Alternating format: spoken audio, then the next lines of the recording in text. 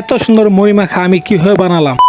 প্রথমে আমাকে কিছু বিলাতি ধনিয়া পাতা সংগ্রহ করতে হবে, কারণ এতে মুড়ি মাখা স্বাদ দ্বিগুণ হয়। কেউ না থাকে আমি নিজে ধনিয়া পাতা আনতে গেলাম। এখন আমার ভাগিনা সিয়ামকে দিয়ে পেঁয়াজ মরিচ কাটার কাছে লাগিয়ে দিলাম। তার কিন্তু পেঁয়াজ মরিচ কাটার 20 বছর অভিজ্ঞতা রয়েছে। বলেন কি?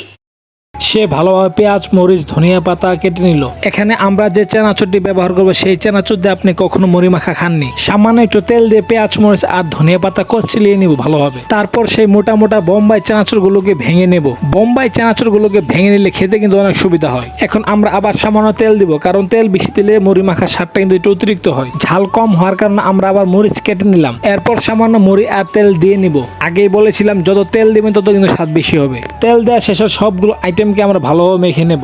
এরপর সবচেয়ে গুরুত্বপূর্ণ আইটেম চিপস দিয়ে নেব। চিপস দিয়ে মুড়ি মাখা মাখালে কিন্তু আসলে অন্যরকম লাগে। আপনারা সেটা খেয়ে দেখতে পারেন। আমরা মুড়ি মাখা খেতে থাকি, আর আপনি আমার চ্যানেলে নতুন হলে একটি সাবস্ক্রাইব করে যাবেন।